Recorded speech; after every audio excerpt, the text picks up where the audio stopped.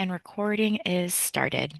Thank you so much. All right, everyone, welcome to our brown bag presentation series.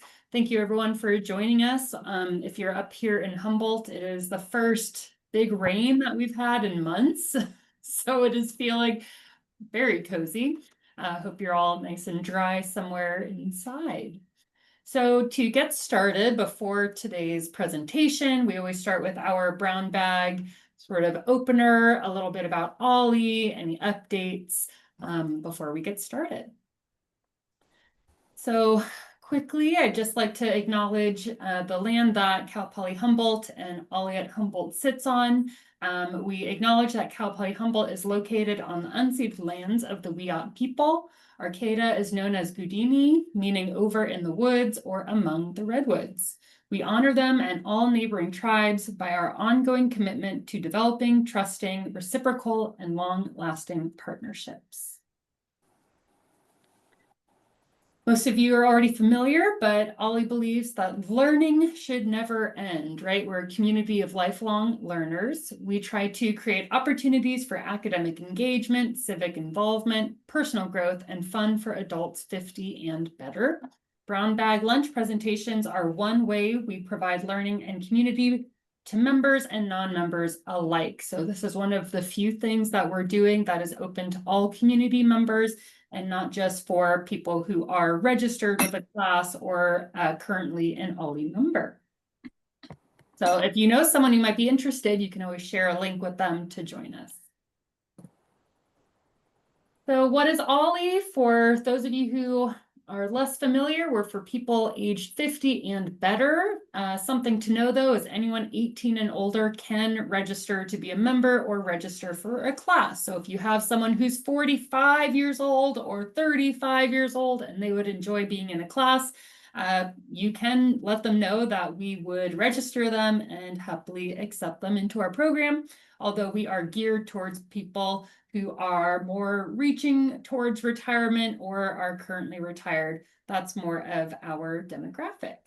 So we host one-time sessions, series of sessions.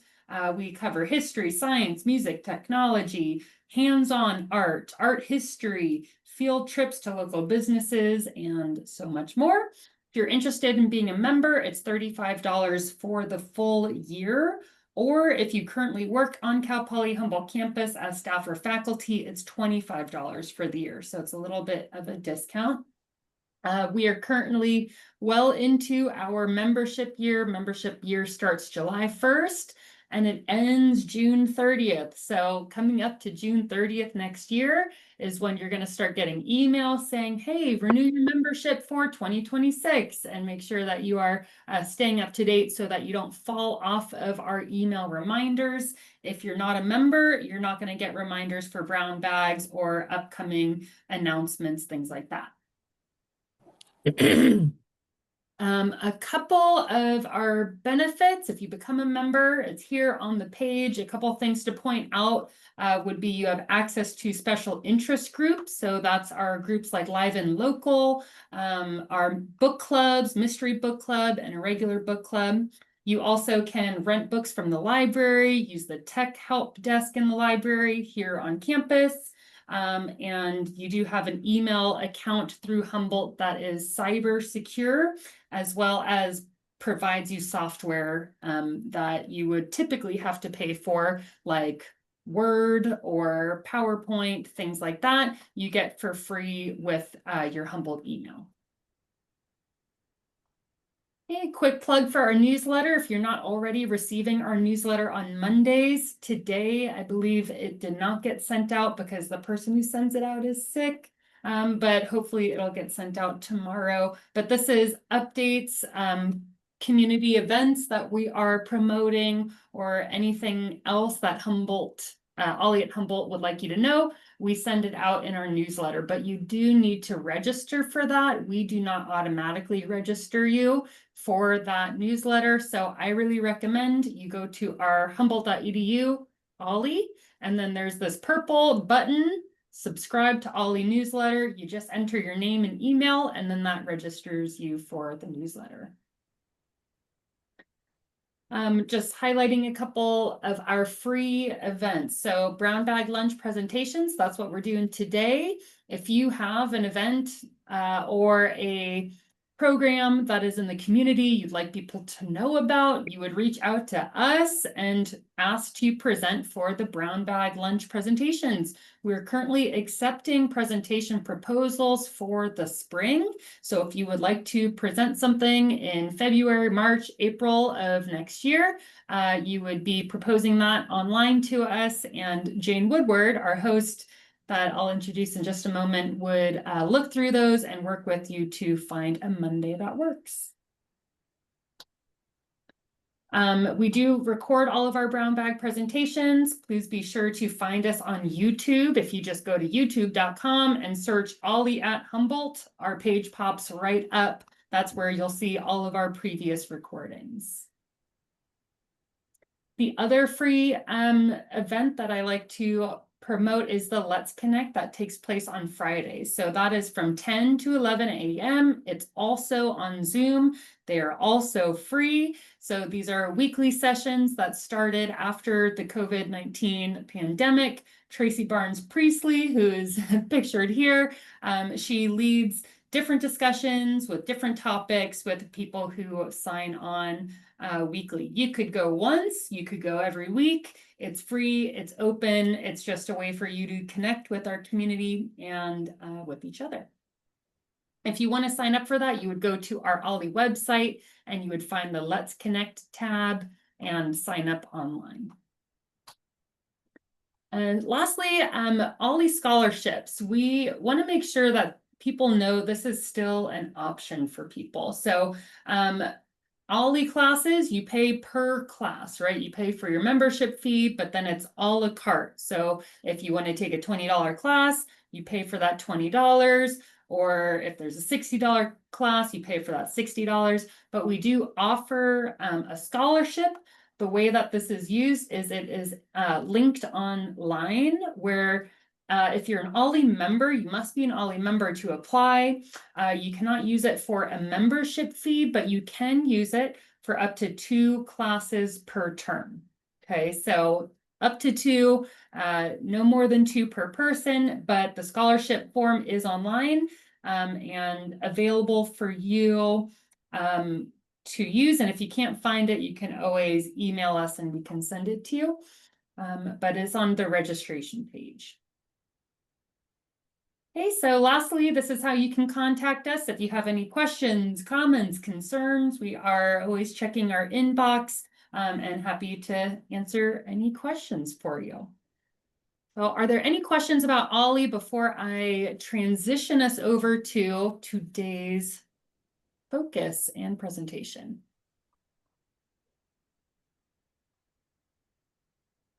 Okay, great. Thank you, everybody. So I'm going to hand it off to Jane Woodward, our amazing brown bag presentation host, who will be leading the rest of the presentations and helping our presenter with anything she needs. So Jane, take it away, please.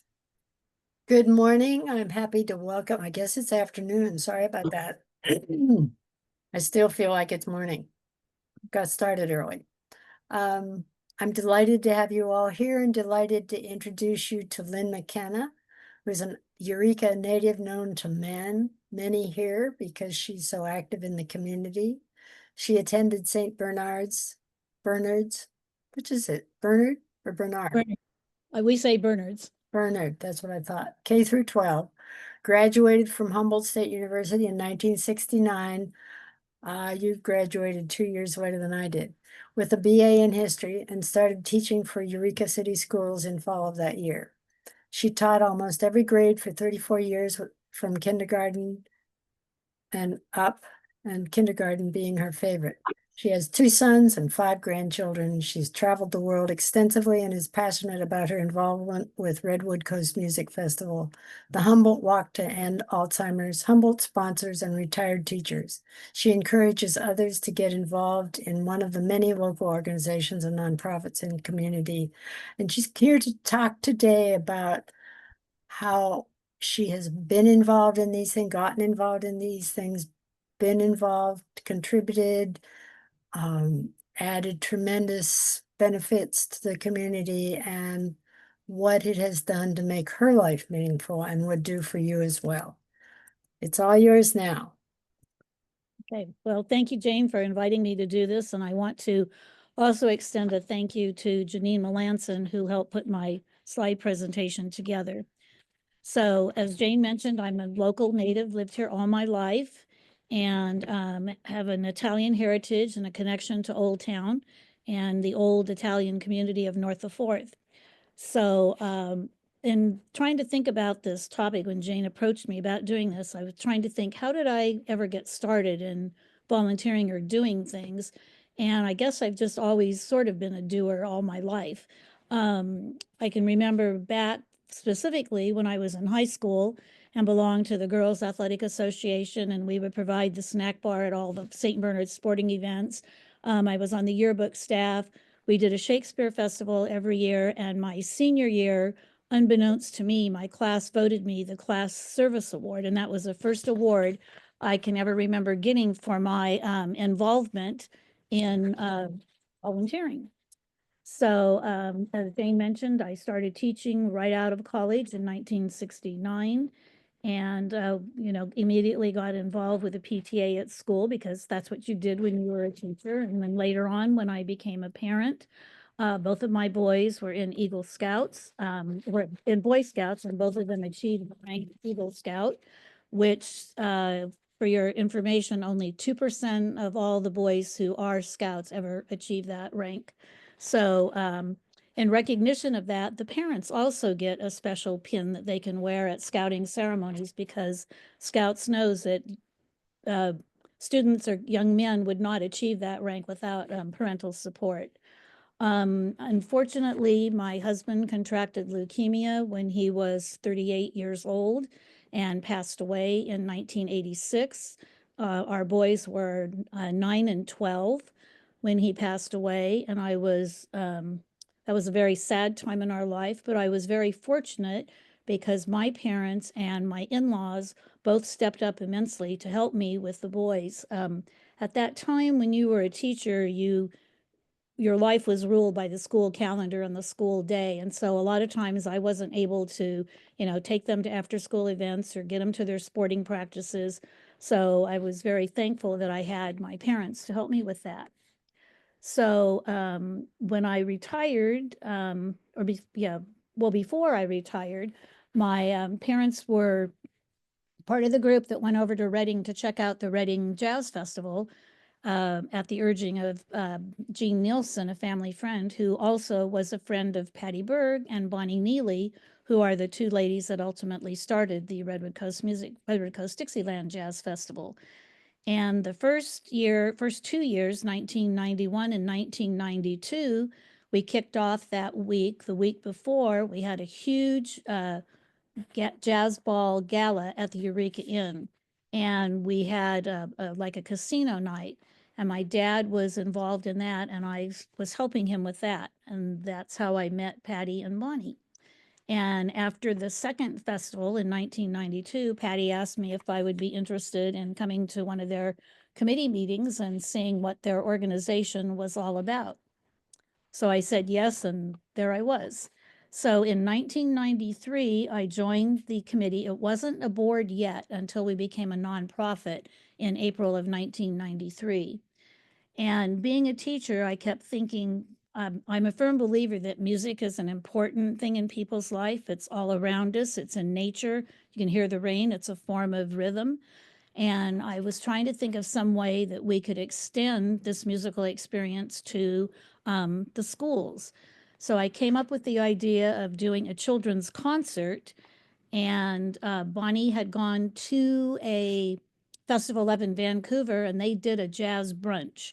So the parents would bring the kids to this event on Saturday morning. So Bonnie came back and, suggested this as something we could pursue, but I really didn't like that idea because it would only involve the kids whose parents would make the effort to take them to this event. And my vision was to include all kids, as many as possible. So that's where the children's concert was born. So the first concert, we had a huge tent at Montgomery Ward's, well, was Montgomery Ward's then, and now it's Target parking lot, and had 900 kids in that tent and did an absolutely amazing concert. So over the course of 1994 to 2019, I coordinated 26 children's concerts with an attendance of about 55,000 students, parents, and teachers. And I was able to successfully do this because when you are a volunteer, you recruit your family and your friends. And so I recruited some of my friends to help me, and eventually got the teachers, my teacher friends, involved to act as ushers and help get the kids in and out of the programs. So COVID put a stop to this. And because of COVID, we ended up changing the music festival to October, which it starts Thursday of this week. And that makes it really difficult to try to coordinate because the schools have barely been in session a month. So I hope to be able to revive it, but probably in a modified form. But Pam Cahill had helped one year at the concert, and she was very involved with the Eureka Symphony. And she took my idea of a program where you bring the kids to the musicians, and the symphony now does that once a year. And they have a program where they bus the kids into the Arkley Theater and do a symphony performance for them. So I take credit for helping the symphony reach out to children as well. So I want to say before I go any further, you can go through the slides too. Can you click on the slides? Yeah, just let me know how Okay. often you want me Go to ahead, click through go them. ahead and advance them. You wanted to mention, by the way, Lynn, I was just going to say when that, you wanted to get questions. right. If you had questions, we'll do it at each section. So when I'm done talking a little bit about the music festival, if you have questions about that, then we'll take your questions for that before I go on to the next one. So this is just kind of a little compilation that I came up with some photos of me. The middle photo, I'm about 2 years old there. The photo of me in the little tutu outfit, I was 3. And my mother enrolled me in dancing classes with Betty Merriweather. Her studio is still there on H Street across from the Vets building because I guess I've always been a fighter, because when I was born, the doctor broke my leg and I had a compound fractured thigh at birth. And I was in casts and tractions and all kinds of medical things. And my right leg was slightly deformed and ended up shorter. So they suggested that maybe taking dancing would help strengthen my legs. And so that's how I got started being a dancer. And I still am a dancer somewhat today. So the bottom picture with me and the other 2 ladies, that's my mother on the left right there. I'm in the center. And on the other side is my godmother. Again, I said you recruit family and friends to help you. So they all became volunteers at the music festival and helped with the big after party that we used to do, and helped me with other things as needed. The top picture is a picture of my family, and my thing is cutting it off. So I don't know if you can see the whole thing. Can you move it down so you can see their heads? I can't quite see their heads. I can see the whole thing. Okay, so Except part of one head. Okay, so this is my youngest son, Brian. He lives in Albuquerque, New Mexico. This is his oldest son, Jariah. He's 28. Callan is 15 and Jacob is almost 12. Right behind me is my oldest son, Mark, who lives here in Eureka, and he's a photojournalist and also teaches up there at Cal Poly. Next to him is his son, Cyrus, who's 24. And then my only granddaughter, Logan, she just turned 21. And as Jane mentioned, I love to travel. This is a picture at a Lego shop in Prague, Czechoslovakia. And they had a whole section of all of these things are made out of Lego. So all of these Harry Potter figures, the witch's hat, they're all the stool that I'm sitting on, they're all made out of Legos. It was pretty amazing. So this was my first overseas trip since right before COVID. So I feel very fortunate that I've been able to travel and see the world. I majored in history in college and still have an interest in history and learning about different cultures and civilizations. Okay, next slide.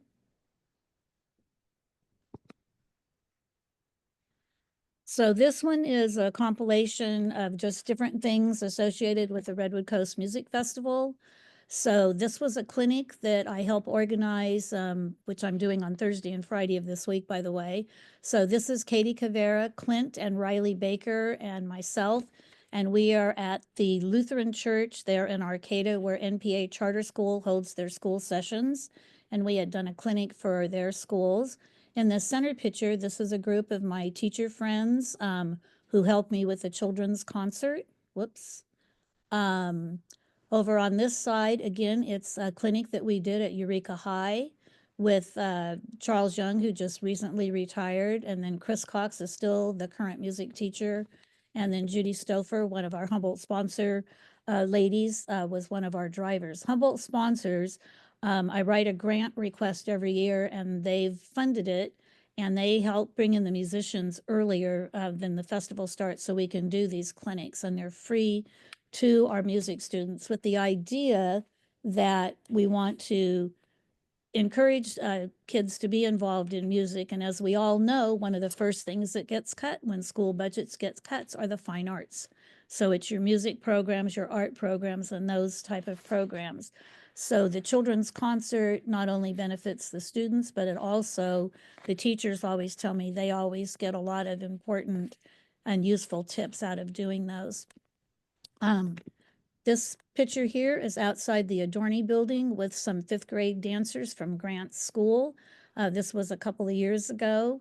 And we used to, I used to go into the schools. This is Linda Provencha Hall and Fred Johansson, who were fine arts teachers for Eureka City Schools. And they would help me go into the classrooms, and we would teach the fifth graders at Grant School and Lafayette how to do a modified version of the Charleston and an old-fashioned New Orleans parasol walk. And then we have them dressed in costumes. Linda's mother was a seamstress and came up with a pattern for the flapper dresses for the girls. And they wear their costumes, and they would dance at the children's concerts and also at opening ceremonies for the music festival. So again, we did some dancing 2 years ago with just one class from Grant. But again, because it's at the beginning of the school year, it's really kind of hard to kind of get the momentum going again.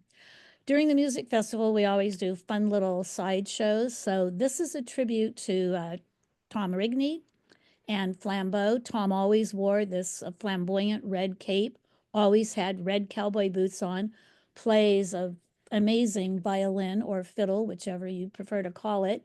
So Jackie Turner and a couple of other ladies decided we should surprise him.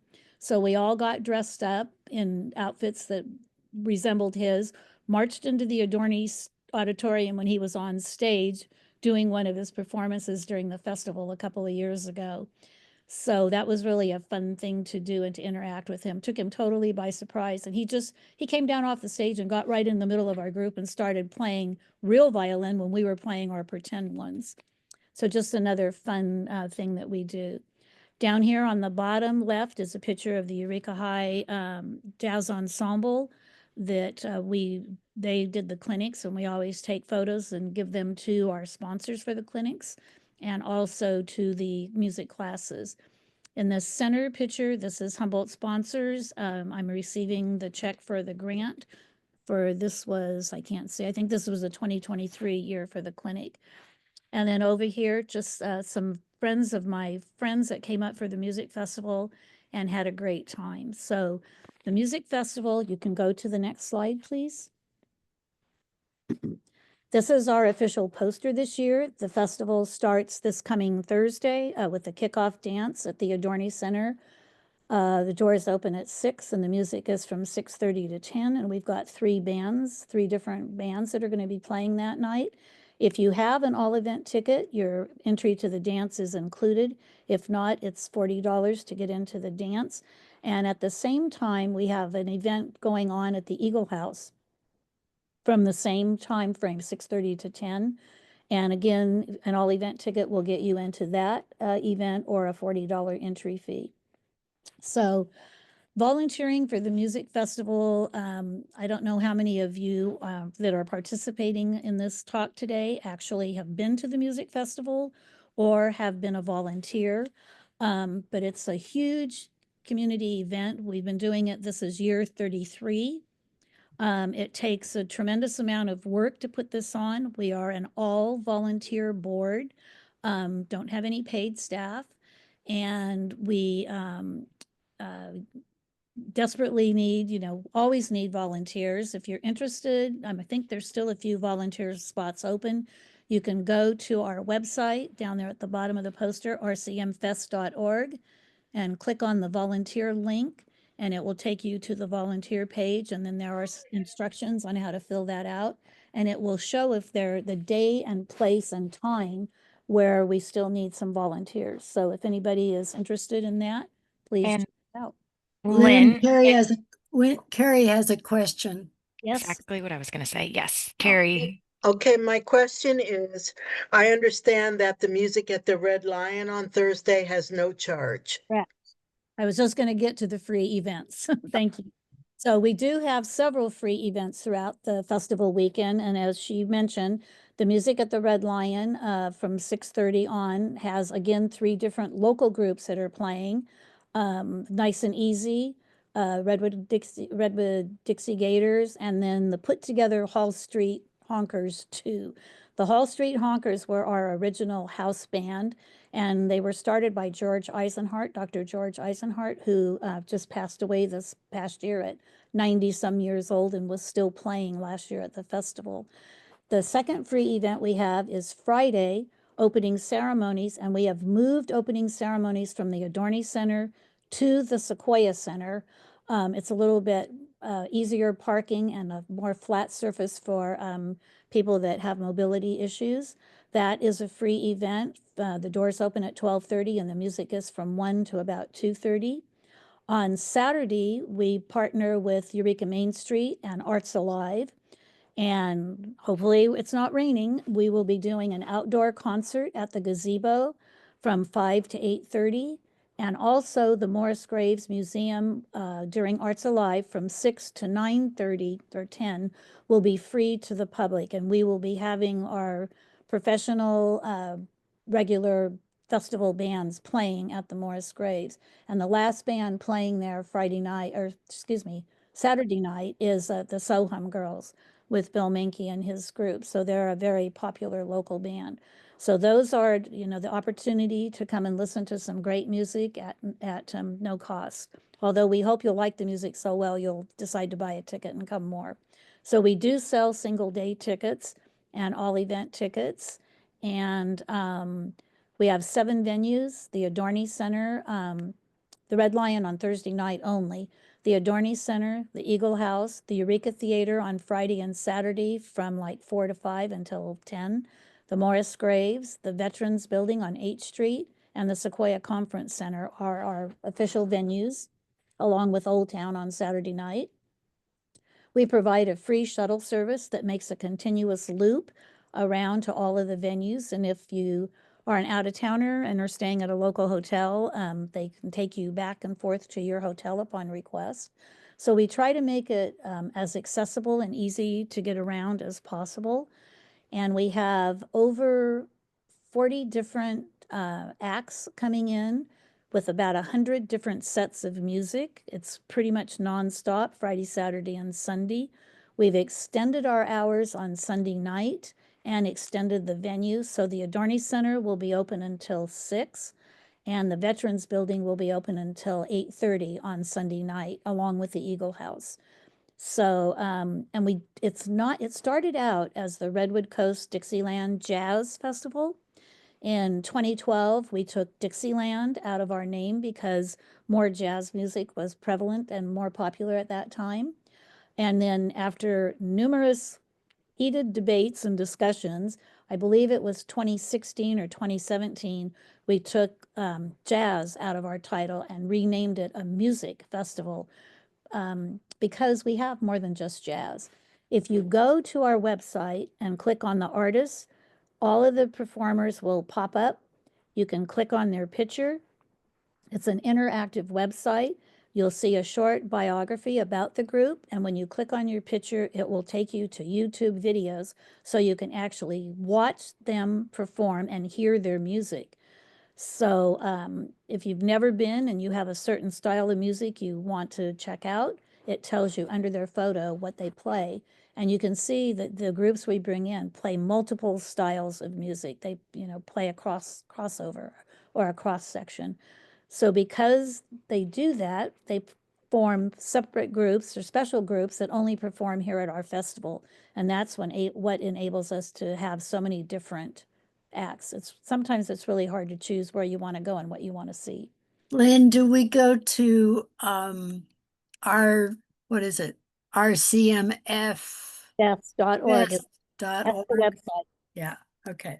Down there on on the bottom of the poster, this is our Right. website. And And so, that'll give us the entire schedule. yes, and all the artists performing. Great. If you have a ticket, you need to exchange your ticket for a wristband at the Adorni Center throughout the whole festival weekend, starting Thursday night at 6 o'clock. On Friday and Saturday, you can exchange your tickets for wristbands at the Eureka Theater, but you cannot do it at any other venue. So if you do have a ticket and you need to get your wristband, please go to one of those two venues. We've been doing this for about 3 years now. I think since COVID, we've been doing this, and we still have people that go to the other venues and get very frustrated because they can't get a wristband there. So if you are planning on going and have friends that are going, make sure you go to the Adorni Center or the Eureka Theater on Friday and Saturday to get a wristband. And you have to have a wristband to get into the venues. Okay, does anybody have any other questions about the music festival? It takes a lot of work. We have a really good, I think there's 17 people on our board. We each have our own designated tasks that we do. We come together once a month for board meetings and share where we're at in our progress, and we're able to, continually pull off this event for our community and for the city. So, and we also support some senior programs and are involved with the Senior Resource Center and other senior agencies, along with providing the opportunities to hear different styles and varieties of music with our high school and junior high music students. Okay, no other questions on that? No, that was very informative. Thank you. Okay. Oh, and then I might want to just say, so on the Music Festival Board of Directors, I am the chairperson of the Sponsorship Committee, the Media and Promotions Committee, and the Senior and Youth Committee. And so all of our board members, try to get sponsorships or support. We have a select 5 board members that work on the media and our publicity and promotions. And then Kevin Daniel and I kind of head up the Senior Youth Committee and do that. So if you're ever interested in helping out on one of those committees, get a hold of me. So we'd love to have more people get involved, especially with the senior and the youth groups. Okay, next slide, please.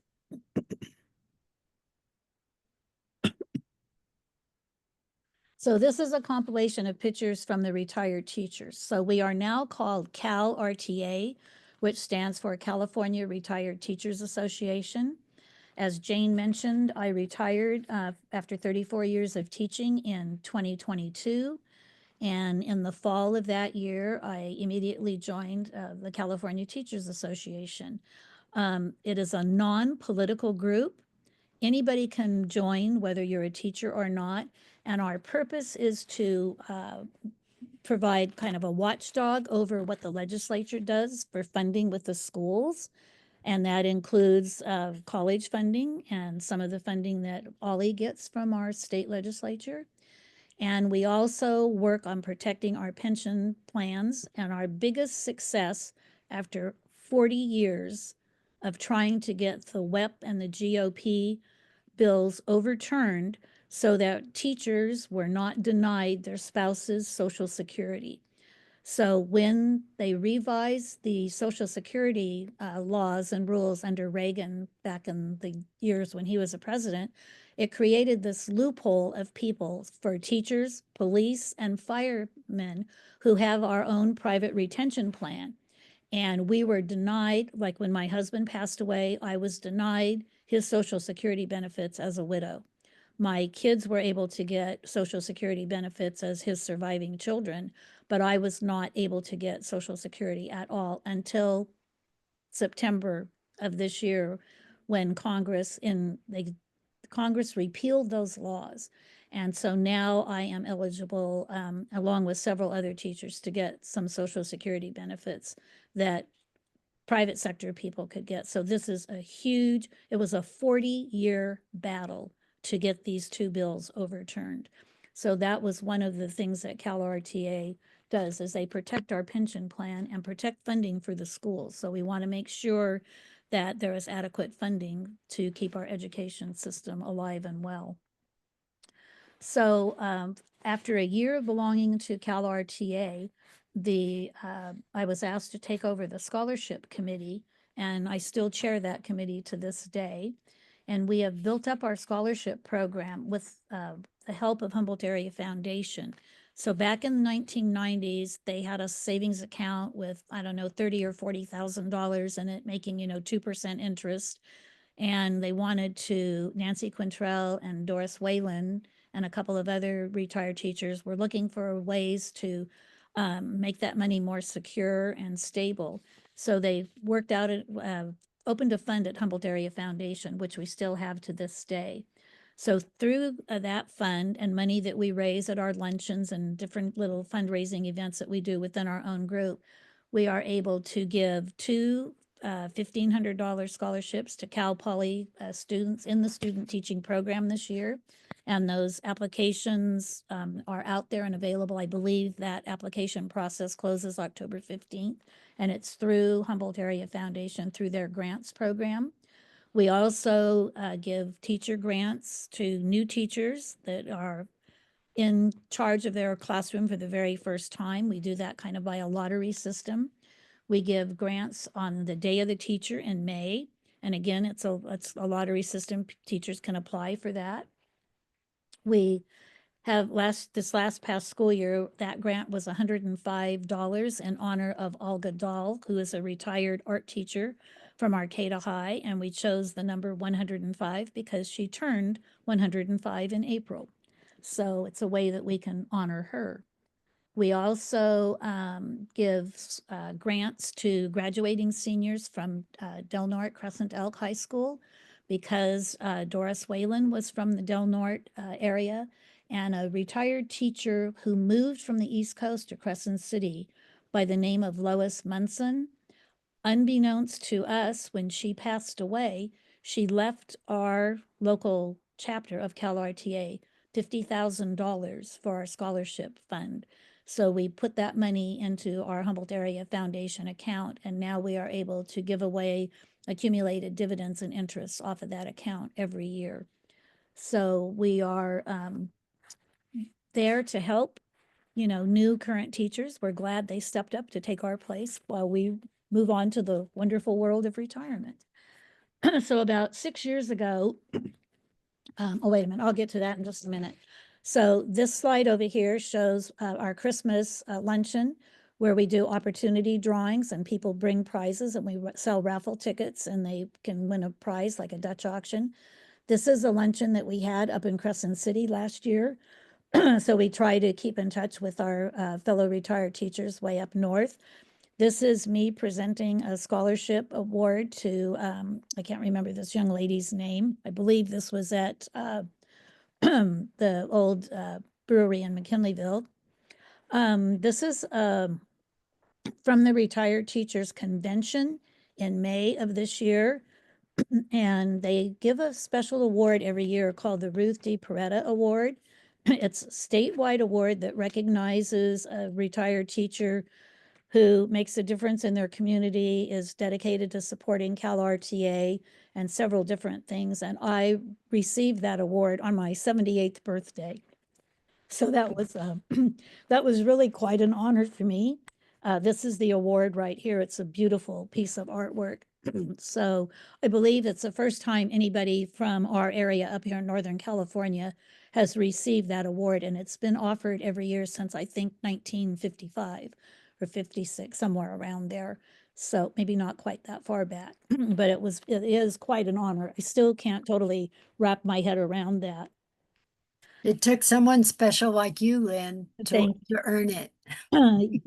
Thank you. And then about 6 years ago, I started a blood drive. This is during COVID. We still did a blood drive. This is Donna Clark. She's our current past president. And we had a little photo board that talked about CalRTA, excuse me, and explained some of the things that I just explained what we do. So next slide, please. Coming up here in a month is our 6th annual CalRTA blood drive. And it's conducted at the blood bank on Harrison by St. Joe's Hospital, Provident Hospital. And also people can donate at the Bloodmobile. So when I get the Bloodmobile schedule out, we'll be publishing that. You don't just have to be a retired teacher to donate. If you are interested, sorry.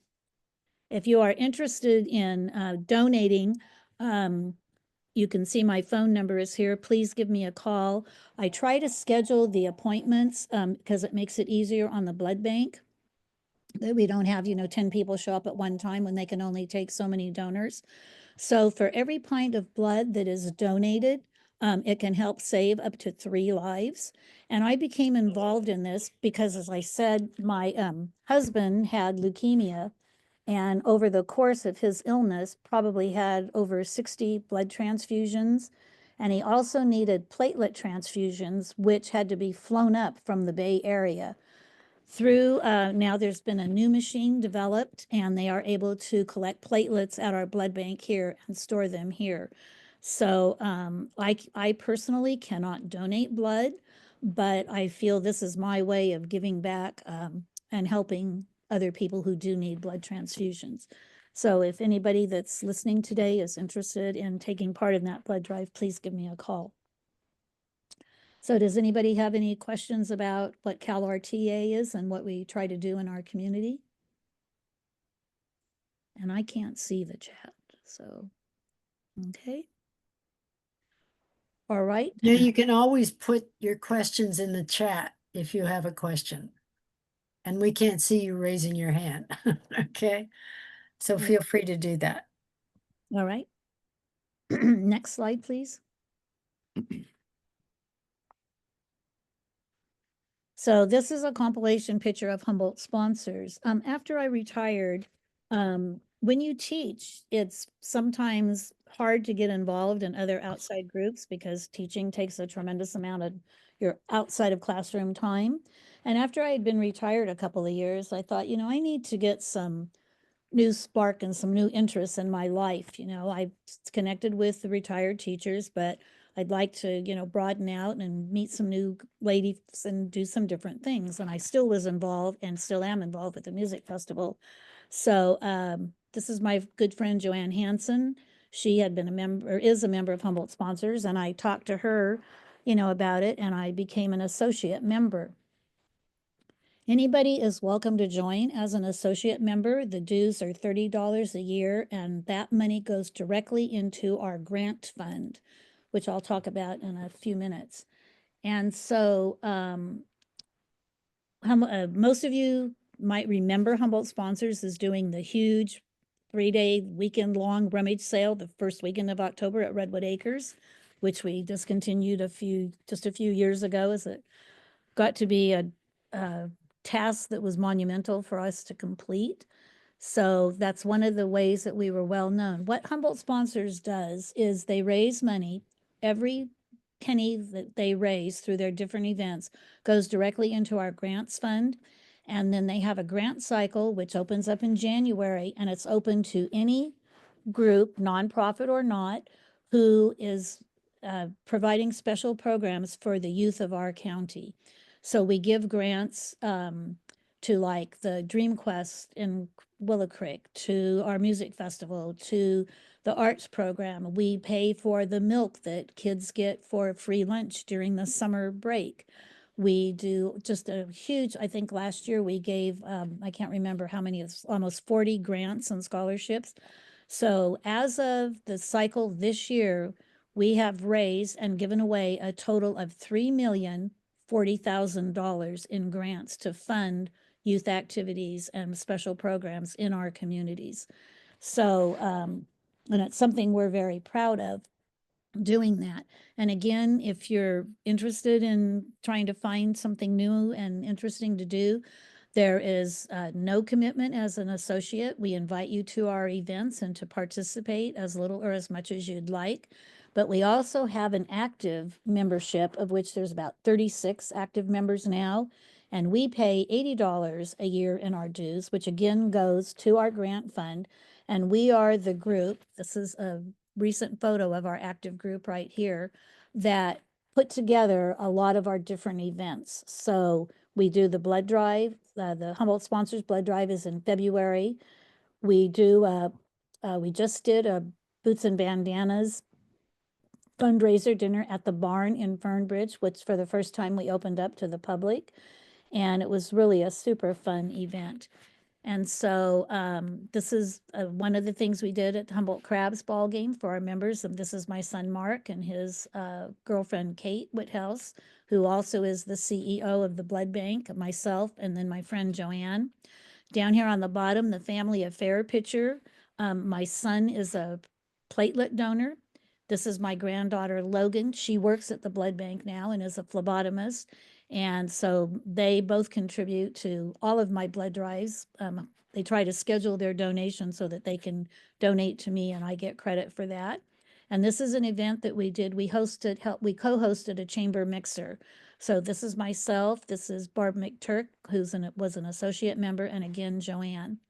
And then the last picture over here is at our last blood drive. This is Sherry Zagachenko. She is our media person for Humboldt Sponsors. This is Dee Valet, who was the donor services coordinator, and she just recently retired. And she was a great help in coordinating these blood drives.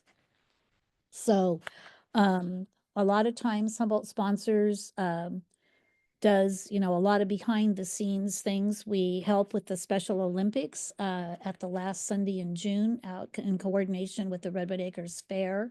And we just do a multitude of different grants. And unfortunately, we always get more grant requests than we are able to fund. None of our grant money can be used for salaries, for rental fees. It has to be used like to purchase supplies that would go directly for a project to enhance or enrich the children who are participating. So we have some very strict guidelines so that we're sure the money actually gets as an enrichment activity to the youth of our community. Okay, does anybody have any questions about Humboldt Sponsors? I think it's a shame you had to stop the 3-day event from donations. I understand it was huge, but it was a great fundraiser. It got to be, we're all older. A lot of us have, some physical limitations now. And it got to be to the point where it takes, we collected the rummage all year long, once a week, one weekend a month. Over Danco gave us a storage unit, and then Redwood Pacific gave us a storage unit there at the old Redwood Mill on Highway 101.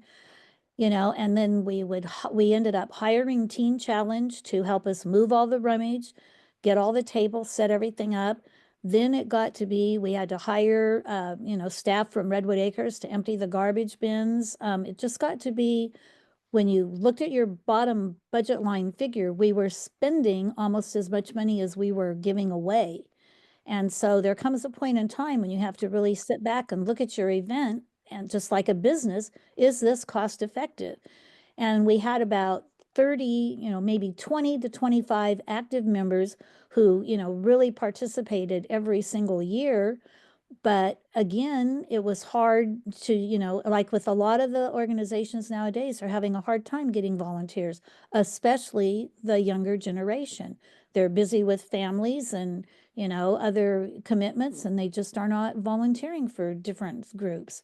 And it's really tough. And we voted 3 years before we finally decided that we just had to stop doing it. We physically, it was getting to be more than we could physically handle. Sometimes you create a monster, and unfortunately it had gotten to be somewhat of a monster, but we still do, some other little events. We participated in the citywide Fortuna rummage sale that they did just in June of this year, and made some money there.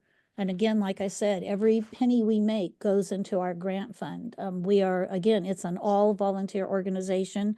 The Jazz Festival does have an office downtown at 523 Fifth Street. Humboldt Sponsors does not. Everybody kind of works out of their home. And one of our members lives at the Dolbear Estates, and they graciously let us have some of our meetings at that event, or we have our monthly meetings now at the Lost Coast Brewery, at their actual brewery there on Broadway.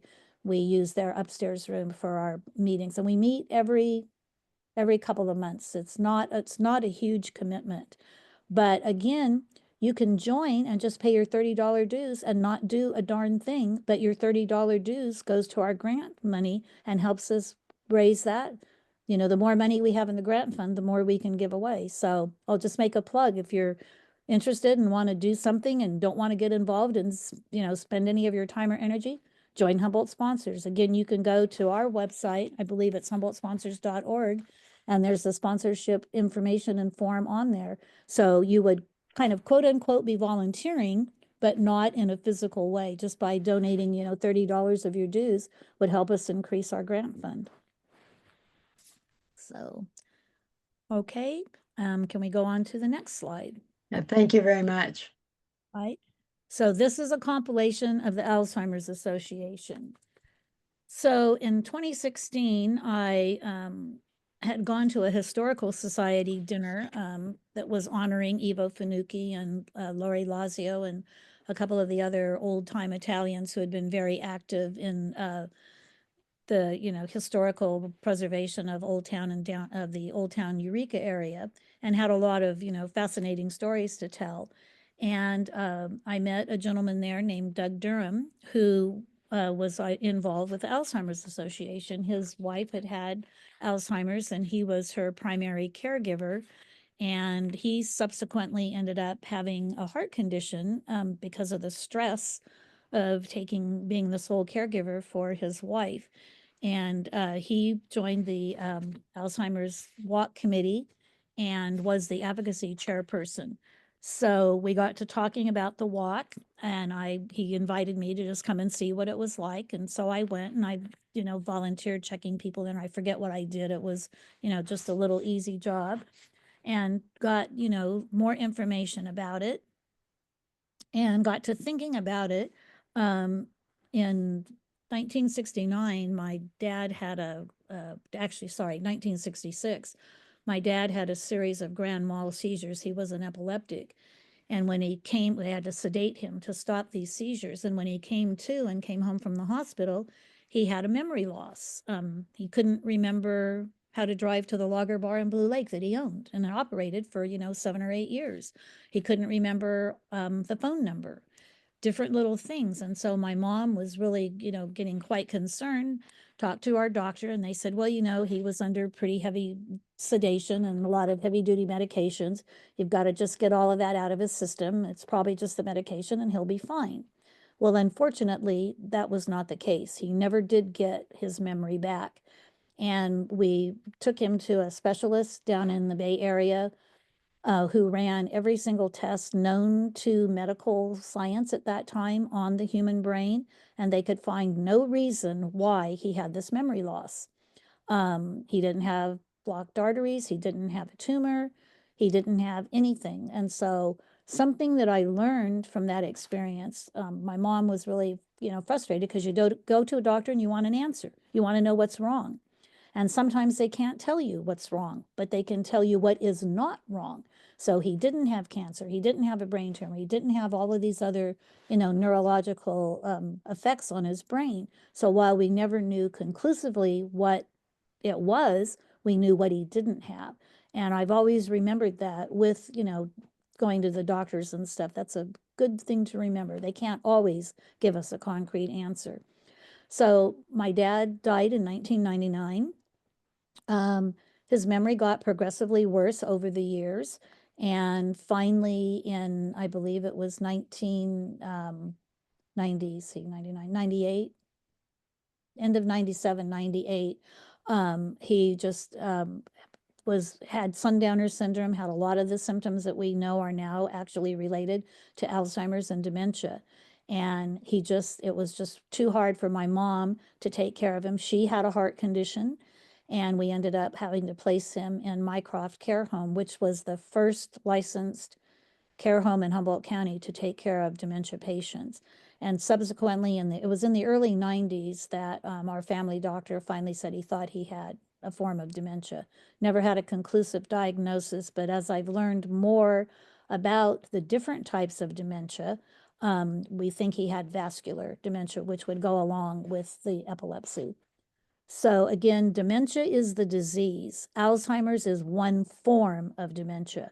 There's Lewy body, frontal lobal, vascular. There's, lots and lots of different kinds of dementia. So people use Alzheimer's and dementia interchangeably, and that's not the case. Alzheimer's is one type. So after helping at the second year of the WAT, I ended up joining the WAT committee and got, just volunteered that year and helped out. And then I met Jeannie O'Neill. This is Jeannie.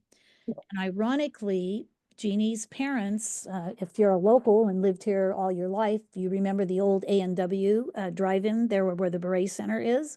Her dad owned that A&W, and he also had a bowling team called the A&W Junior League Bowling Team. And my husband used to manage and run Broadway Lanes part-time, and I kept score for that bowling team.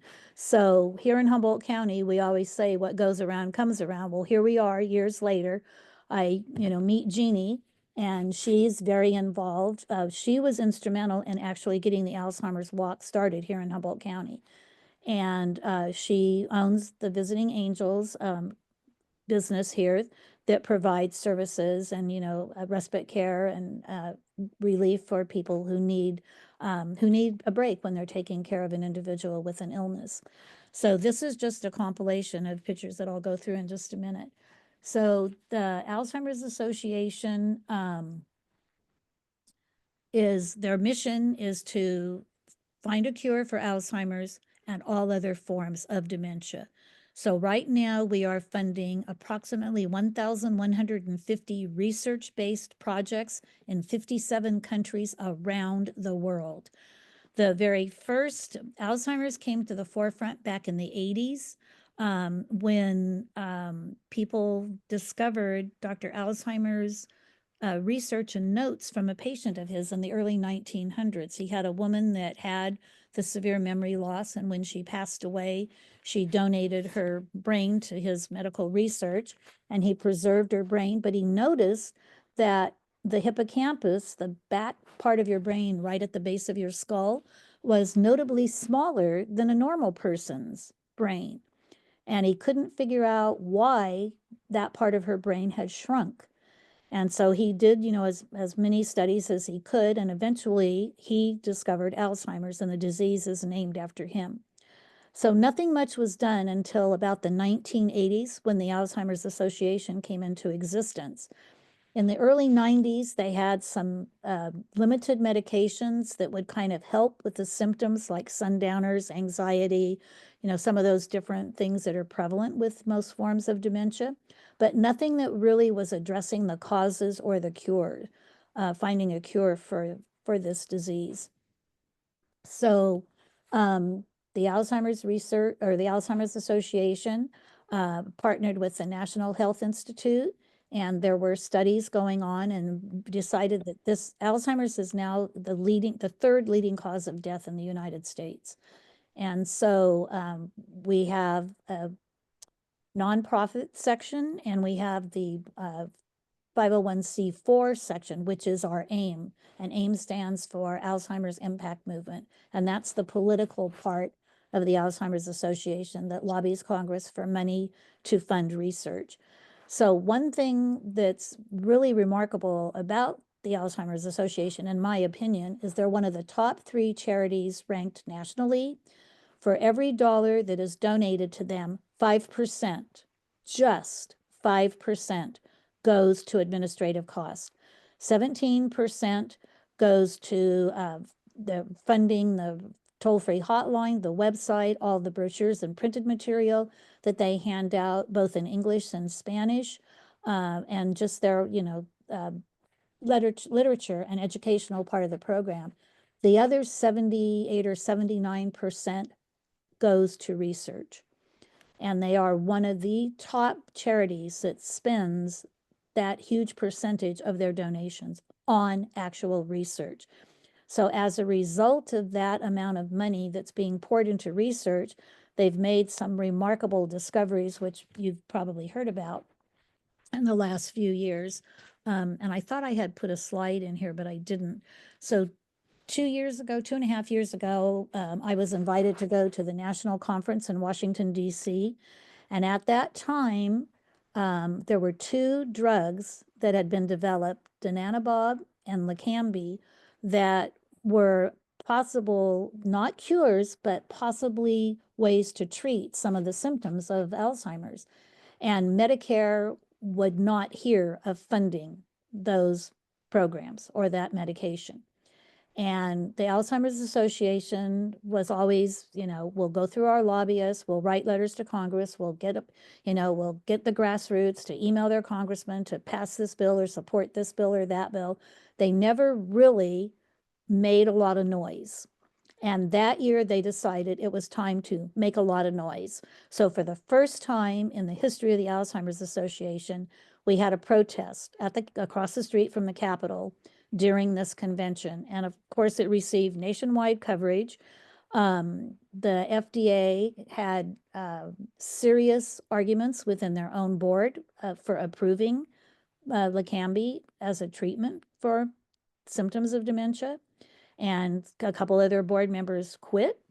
So it was a really turbulent time. But in the end, Medicare ultimately said they would consider, funding the treatment for dementia, for Alzheimer's. And part of their argument was, well, it's going to be too expensive. Well, they fund cancer treatments, they fund heart treatments, they fund heart transplants, other programs that are expensive, but they improve people's quality of life and extend their quality of life. So we are very fortunate that they did a turnaround, and now they are funding and approving these treatments. Just a couple of weeks ago, they approved, I can't pronounce the name, it's something. Anyway, they approved Leqembi being able to be administered as an at-home program with self-injections like diabetics do with insulin. And this is huge, especially for us up here in our rural area, because right now, to take part in any clinical trials and receive these drugs, which are intravenous, given intravenously, you have to go to either Stanford, UCSF, or I believe they do it at Davis in Sacramento. And you have to go, it's every month or every other month. So by being able to work on this and have Eli Lilly continue their research and development, hopefully they will be able to get this program up and running. And if people here qualify for that medication, they will be able to do it as a self-administered treatment. So it doesn't cure dementia. It can slow down the process. It can help destroy the plaque, which is a protein that encapsulates your brain cells and kills your brain cells. And it can help dissolve tau, which is another plaque in your brain that tangles up your nerves so that they can't send the messages back and forth to the different parts of your brain. And that's where you get wherever the Alzheimer's strikes, it affects that function that your brain, controls.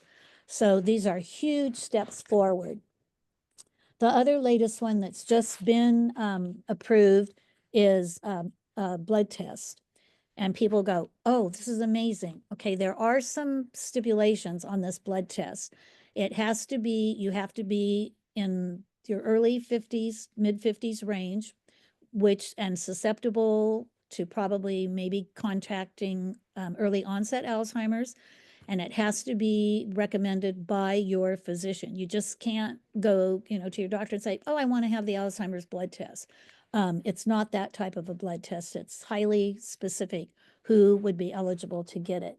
And what it would do, it would show if you have the biomarkers, just like the tests that you can do for breast cancer. If you have somebody in your family with breast cancer, you can take a blood test and it'll show if you have the certain genes. Doesn't mean you're going to get the disease. It means you might be more prevalent or prone to getting it. So this is just a huge, huge step forward. And just this week or last week, we got information that now the Alzheimer's Association is being recognized worldwide for some other program. I can't quite remember what it is. But anyway, we're making huge, huge strides. This lady here in the center between me and Jeannie is Dr. Joanna Pike. She is the CEO, the current CEO of the Alzheimer's Association. And so the advances that we're making now are they're just coming one right after another. So while they have medications out there, they do not cure the disease, but they can slow down the progress if given at early onset and help give people and families another maybe 2 years of better quality of life. So we still need to, continue pursuing the medical advances and working to find a cure. We now know some of the causes, like I said, the proteins of tau, and the other proteins in their brain that kill their brain cells. They know that's a cause, and these medications can attack that protein and dissolve it or get it to, subside. And I believe it's a normal protein that's in our brain anyway. It just kind of, something triggers it to go crazy. Kind of like we all have certain cells in our body that can contribute to other diseases. And when they flare up, that's when you get that particular disease. So this is the 10th year of the Alzheimer's Walk. It's going to be on Saturday, October 11th at the Adorni Center. And I'll just go through these slides real quickly. This is our Visiting Angels team I think a couple of years ago. This is Jeannie receiving the trophy from Larry Migas. He is the CEO of Visiting Angels, the national group. And he puts up, this year it's $500,000 of his own personal money as incentives for Visiting Angels teams to get out there and raise money. So for the last 4 years, we have been the #1 top fundraising team in the nation, which is amazing for our little backward rural community to raise more money than, teams in big, huge cities. Sadly, I have to report that we are no longer in first place and probably won't be able to retain it because there is a new team from Tri-Cities, Washington, the state of Washington, and they first appeared on the tracking board with a contribution of $65,300. And they are now up to $75,000, and we are at $30-some thousand. So while we won't get first place, which is a $50,000 incentive bonus, we hope to maintain second place, which will give us $45,000 in bonus money. I am currently the top fundraiser individually, so if I can maintain that through midnight of November 30th, I will be able to get a $5,000 incentive for our walk. And we currently are close to having the largest team, and we would also get another $5,000 for that walk. I want to point out at the moment, without interrupting too broadly, that Lynn, this is an example of the import of the kind of volunteer work and drive and courage and willingness to put forth all this energy to make this happen because she believes in it. And as she points out, she's been the #1 fundraiser in our area. And it's so blooming impressive. That's why you see her face in the paper, in pictures in the paper. And she's here, she's there, she's everywhere. But she's been fundamental in making many of these things get created, follow through, and she's still at it, which is so impressive. And She's I can't do it again. I want to reiterate, I can be the instigator, so to speak, of things, but I don't do it all by myself. I mean, we have a team effort. We do, some team fundraising events, not quite as many as we've done in the past couple of years, but I would not be able to raise the amount of money that I do without the support of my family, my friends, the local business community. We started a new thing called tribute signs, and I was able to get 25 businesses to buy a tribute sign for $250 each that'll be displayed at the walk. So you have to continually come up with new creative ways to, get the public involved. And I'm fortunate that, like Jane said, people know me. I've lived here all my life. I have great contacts with our local media. Thanks again to my son, who's a, freelance journalist had been for the Journal and Redheaded Black Belt, and he knows all of the media people.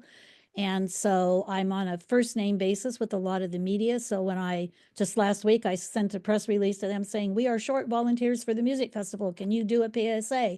And every single one of the music festival's media sponsors, including JPR over in Reading and KMUD and Southern Humboldt, all said, no problem, we'll get it on the air as soon as we can.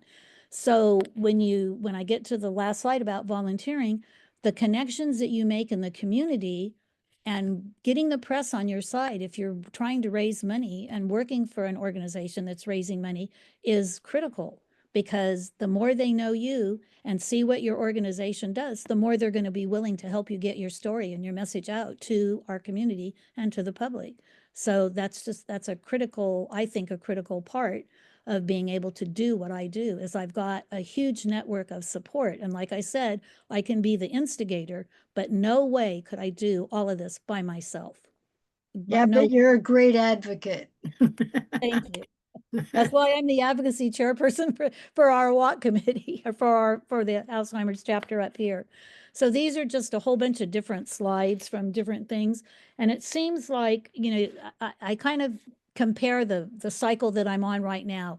So like if you watch the Today Show or some of the TV talk shows, okay, a new movie is coming out. So say Reese Witherspoon has a new movie and she's on all the talk shows promoting her movie, or a new book comes out. James Patterson's got a new book. He's on all the talk shows, promoting his new book. Well, it seems like somehow I kind of got on that cycle this past year.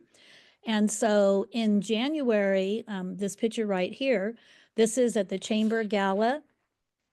And this is again, Jeannie, me, and this is Teresa from Premier Financial. She is the vice president of the chamber, and I can't remember this gentleman's name. Anyway, unbeknownst to me, somebody nominated the Alzheimer's Association as the outstanding community nonprofit. And I had no idea. And Nancy Olson, the chamber director, sent me an email and said, hey, did you know you got nominated for this award? And you can solicit votes, get businesses to vote for you, and we'll announce the winner at the gala. And so we ended up winning that award. And then, like I said, this is Jeannie and me and Lori Cantu, who worked for Jeannie. She just retired this year, with our, trophy of being the top National Visiting Angels fundraiser team. This was at the convention in New Orleans with Dr. Pike. This is one of the prizes that we gave when we did a quarter craze. And this is me and Jeannie at New Orleans. Again, that's where this chart thing from up here is. One of the things that we also do statewide is we try to connect with our local legislatures. So this is Jim Woods, our recently retired assembly member. He was an advocate and an avid supporter of Alzheimer's funding and research. And we met with him at his office in Sacramento. And then again, this is one of the tabling events. So what we've been doing is part of my reason for being involved with the Alzheimer's Association is people didn't know and understand what Alzheimer's was, and it was and still is a somewhat taboo subject. I kind of compare it to AIDS. People don't want to say that you've got a family member that has dementia, and people didn't want to say that they knew somebody that had AIDS. And so part of what our mission up here in Humboldt County and my directive as the advocacy chairperson is to get out into the community and educate people. And we've been doing that by we tabled it, I don't even know how many events this year, and handing out brochures and information, asking people, telling them that there's help available. There's a 24-hour toll-free hotline. There's resources locally here, just letting people know it's a horrible disease to try to deal with. It's devastating for families that have a family member with any form of dementia, and it's very, very difficult to navigate it by yourself. And so we want to let people know that we're here, we being the Alzheimer's Association, are here to help and to support them. And it's critical. Education is the key, to everything. There goes the tie back to me being a retired teacher. So again, does anybody have any questions? And then we'll go to the next slide. I just want to make the comment that on September 15th, we did an OLLI talk on advancing the science, the latest in Alzheimer's and dementia research. We do this every year, talking about what they've learned in the last year and present at the conference to let people know in the community what's going on. And you can go to the brown bag lunch presentations at the OLLI website and watch. And we appreciate that partnership with OLLI, again, helping get the word out. And Claire Day, I forget her title, she's in the Bay Area. She does that presentation. And she's got her thumb on the pulse of the latest and newest research that's being made public. She's superb, but you could watch not just this last one, but the one from the year before and the year before that, because each year you learn more about it and what they've learned most recently. So it's a good way to get caught up on what's going on. One of the things that we've learned most recently is they did a pointer study, a 2-year study with with 2 groups. One was a highly controlled group that had a nutritionist, personal trainers. They did all of these things to improve their quality of life, eating a healthy heart diet, exercising, challenging your brain mentally, being social. Social isolation is really a bad thing for the elderly. We saw that during COVID, how horrible that was for the elderly that couldn't have any contact with their families. And so this study came out with 10 different ways to, that you can do things to improve your brain. And it proved what they thought, that if you can change your lifestyle, you can improve and you can invigorate your brain and your whole body.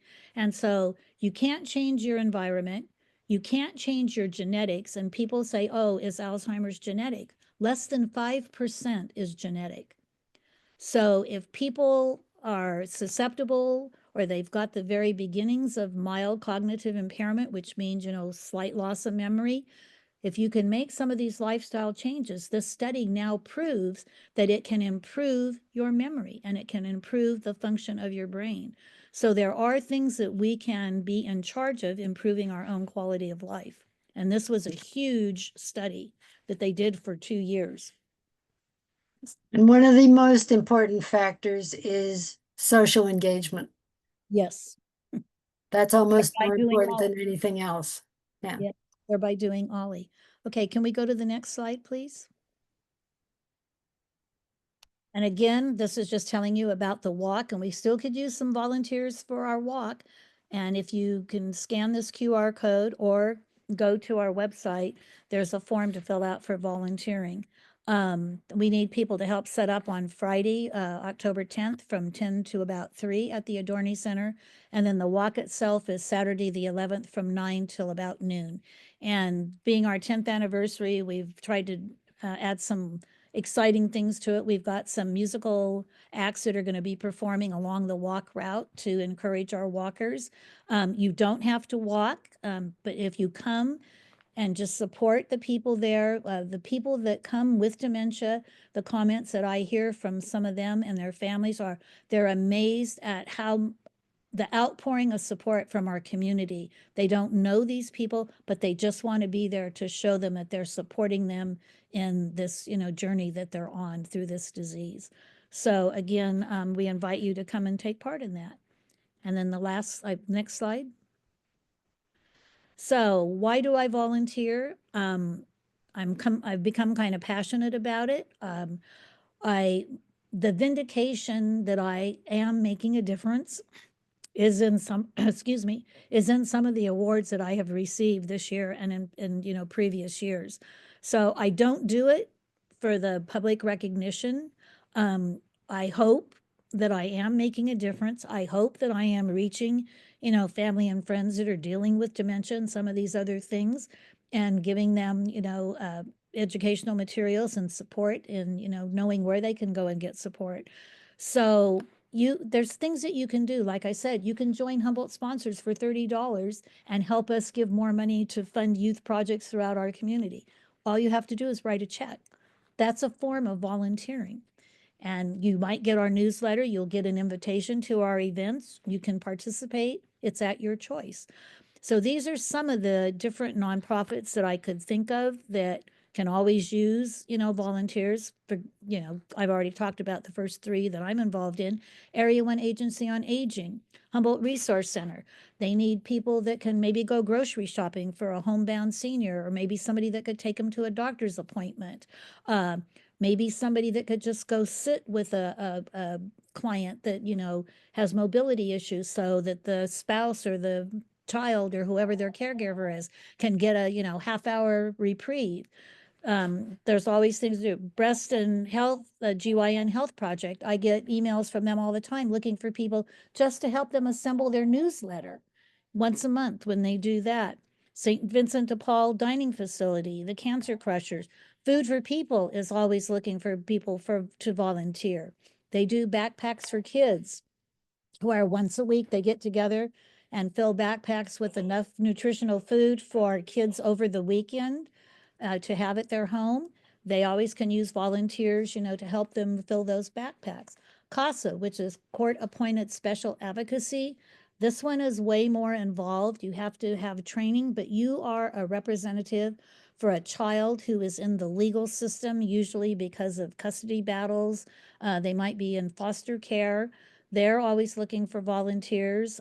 Big Brothers, Big Sisters, Friends of the Dunes, Botanical Gardens, and there's more. I tried to see if there was anywhere where there's actually a list of how many nonprofits there are in Humboldt County, and I couldn't do that.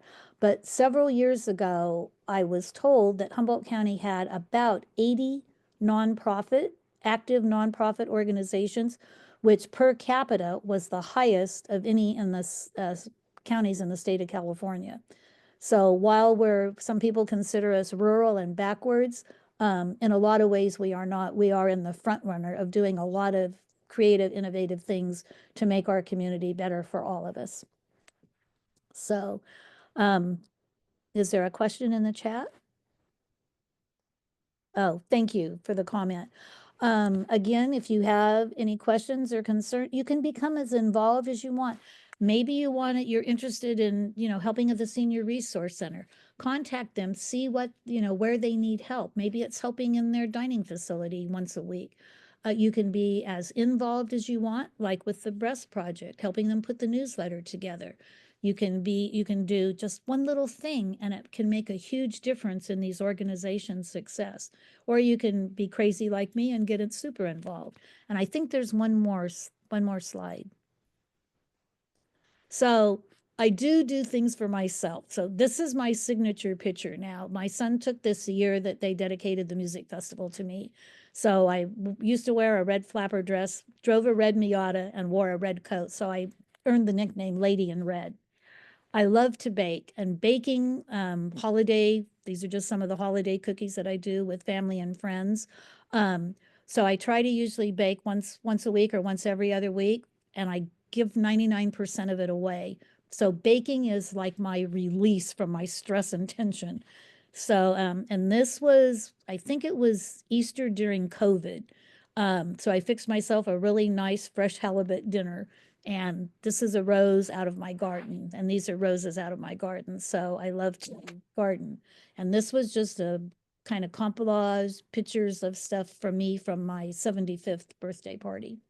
So, again, I thank you for your time. Jane, I thank you for twisting my arm literally to do this the week of the music festival. It was a little chaotic and stressful today, but I think I think by being recognized this way that I know I am making a difference and will continue to do as much as I can. And I do say no. I've had 2 or 3 different groups ask me to be involved this year, and I've said I cannot take on anything more. You know, if I give up something and I think I can help you in some way, I will consider it. But right at this time, I'm at my max. So you have the right to say no. And if you go check out a volunteer organization and you decide, I don't like this, they're not going to be offended if you say, this isn't the right fit for me. But, if you're so inclined, do research, go online, check out the organization, go and visit their facility, ask questions, maybe just go and watch what a volunteer does, and then make the decision if that is something that you could do. And you would be helping to make a great difference in that organization's success. So again, I thank you for the time and the opportunity. Hopefully, I've convinced some of you to get a little involved in our community. Lynn, I want to thank you ever so much for agreeing to do this. It's hard to fit it in among your many activities that I know. And I know I decided to reinstall this art of living concept, basically celebrating people like you who have donated so much to the community and helped create and maintain and lead so many of these organizations. It's priceless work that you do. You can't put a price on it. We all do things in our own way. Many of us work with OLLI as volunteers, and we certainly welcome more of you. But I want to say thank you on behalf of the community. And basically let you know that next week on October 6th, we're going to be talking with Darlene Spoor, who's executive director of Arcata House Partnership for the Homeless. And she's going to be talking about how federal and state funding cuts could affect or have already affected housing in Humboldt County. We didn't know how bad it was going to be when I set this up. So you'll learn a lot about that and how people are working to work with the homeless and help create and improve our community. And let's see, and Kay said, and she didn't even mention them all, for instance, the Little Red Schoolhouse at the county fair. Yeah, Kay is my Go cool in. heart. We do that Yeah, together. and then I would title you an Energizer Bunny. Yes, I have a neighbor who's like that. She's 93 and she's still at it. Well, and again, just going back to the things with Alzheimer's and dementia, like you said, being social, interacting with people, doing something that gives you a meaningful purpose to your life helps you be a more healthier, whole body person too. So it's kind of a full cycle that we can create and while we're making our lives better, we can also make somebody else's life better too. So Yeah, my putting together the Brown Bag Lunch Program and being on the curriculum committee and giving courses is part of my contribution, and it's invaluable. It has kept me going when my husband passed and when I had, need to be, need to contribute to others. yeah, and it's very easy, because I lost my husband at an early age. It could be very easy to get into the cycle, of feeling sorry for yourself and whatnot. But I had 2 young kids. So people said, how can you get up and go teach, 62 kindergartners every day when your husband's in emergency room having another blood transfusion? And I said, well, I expect my kids to be able to go to school. We're trying to keep their life as normal. If they see me not going to work, that's not setting a good example for them. So you just, put it aside. Teaching was kind of my 5-hour reprieve from having to deal, you know, with all the things that were going on with his health and how chaotic sometimes our life at home got to be. And so you just have to, it's a mindset. It just is a mindset. I've never, ever really been a person that's, you know, I get in little moods where I'm like, oh, why am I doing this? You know, or I'm crazy. But then I just kind of snap out of it. And when I get, you know, acknowledged like this or being asked to do things like this and share it, then I know, you know, I get the gratification that I know I'm making a difference. Just like when you're a teacher, when a kid masters a skill, you're like, yes, I was successful. He finally got it. It's the same type of thing with volunteering. And I want to suggest that if you who are in this audience today want to nominate somebody to do a program like we've just done with Lynn and celebrate someone in the community whose life has made a huge difference, please let me know. We'll see what we can do. Oh, Thank you so much.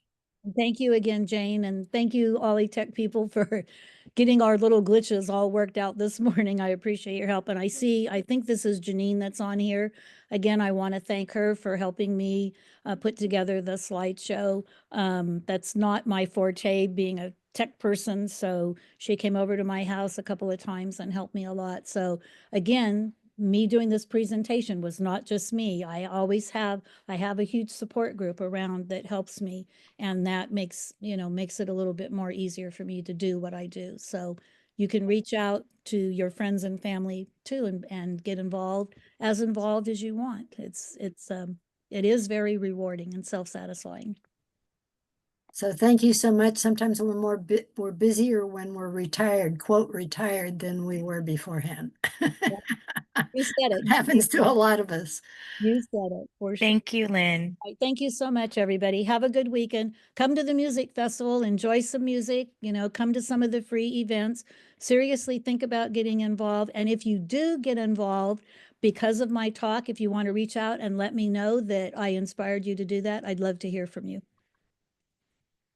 You have a great week. You too now. Thanks, Jane. It quit raining. Maybe the sun's coming out. That would be nice. It's pretty gray over here at my house. All right. Okay. Thank Take you so care. much. You can shut it down now.